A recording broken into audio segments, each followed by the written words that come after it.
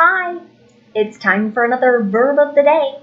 Today's verb is drink. Let's take a look at some of the definitions.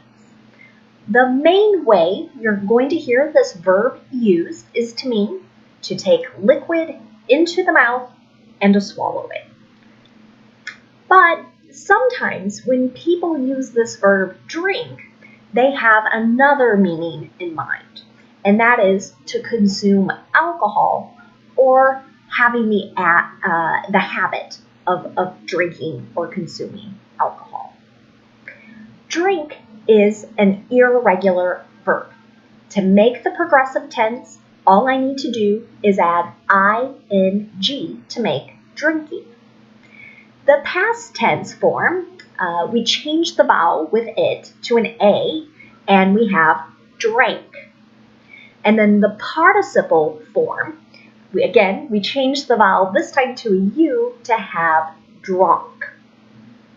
Let's take a look at using drink with phrasal verbs. The first phrasal verb you might hear someone use is to drink something in. And it means to stop and look at, or perhaps to listen to something. And you're really trying to enjoy the moment, enjoy what you're seeing, or enjoy what you're hearing to the fullest extent. Here's an example. The view is so beautiful. Let's take a minute to drink it all in. Another phrasal verb you might hear is drink to, and it means that somebody's going to speak words that honor or express really positive good wishes, and then everyone that listens will then take a drink. So here's an example of that. We drank to their 30th anniversary. Another phrasal verb you might hear is drink up, and it can have two different meanings. The first is that you are drinking all of a particular beverage or liquid that you have. Here's an example of that. They drank up all the orange juice. A second meaning for drink up is to finish one's drink. Many times you're going to hear this used as an imperative or a command, and that's how I've used it in my example sentence. It's closing time, drink up. So here, perhaps you're at a restaurant, right, and they're asking you, finish your beverage, it's time to go home. We're going to continue practicing using the verb drink, and today we'll practice using the past perfect progressive. We'll use present perfect and simple future. Past perfect progressive is going to have three parts to the affirmative.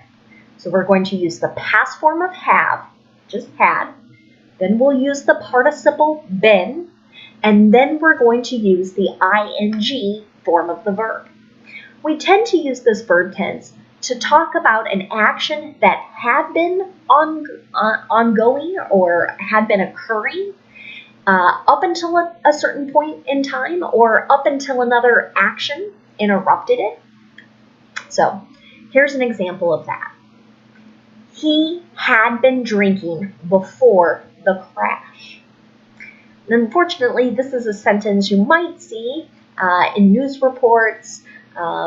Here in the United States, unfortunately, a lot of auto accidents occur after people have consumed alcohol. If I want to make negative past perfect progressive, all I need to do is insert not after had. So here's an example of that. They hadn't been drinking enough water before the race.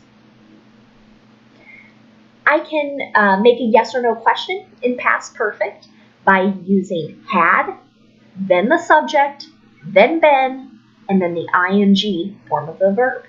Here's an example of that. Had you been drinking? And again, in this sentence, I think the implied meaning here would be drinking alcohol. Unless someone is dehydrated, so they have not had enough water or other liquid, usually when someone asks a question about drinking, it's around alcohol usage. Next, let's look at present perfect. To make this verb tense, I'm going to use have or has and then the participle form of our verb. Remember, that's that irregular drunk. So here's an example. I have drunk bubble tea once before. If I want to make present perfect negative, all I need to do is insert not after have or has. Here's an example of that. She hasn't drunk beer since 2015. If I want to make a question in present perfect, I'm going to start with have or has, then my subject, and then the participle form of the verb. Here's an example of that. Have they drunk horchata? Next, we'll look at simple future. And today, we're going to use be going to and our base verb to express simple future. You might remember we do this often when we're making plans. It might occur sometimes with predictions as well. So here's an example. In the affirmative, I'm going to use the present form of be, then going to, and then the base verb. I'm going to drink a lot of water while I'm hiking this afternoon. So this would be a plan. You can see I've used a contraction form there with my be verb, I am. If I want to make simple future negative using be going to, I'm going to insert not after the be verb. Here's an example of that. He isn't going to drink any coffee tomorrow morning. If I want to make a yes or no question in the simple future using be going to, I'm going to start with a present form of be, then my subject, then going to, and the base verb. Here's an example of that. Are you going to drink to your friend's birthday? So again, that goes back to the phrasal verb we looked at about honoring or celebrating someone's accomplishments or good news. Next, let's take a look at some words that are related to our verb drink. And the first word we'll look at is the noun form of this word. Same spelling, same pronunciation. It can have a couple different meanings. So the first is that it could be referring to a quantity of liquid that will be swallowed or that has been swallowed. Here's an example of that. Take a drink of water.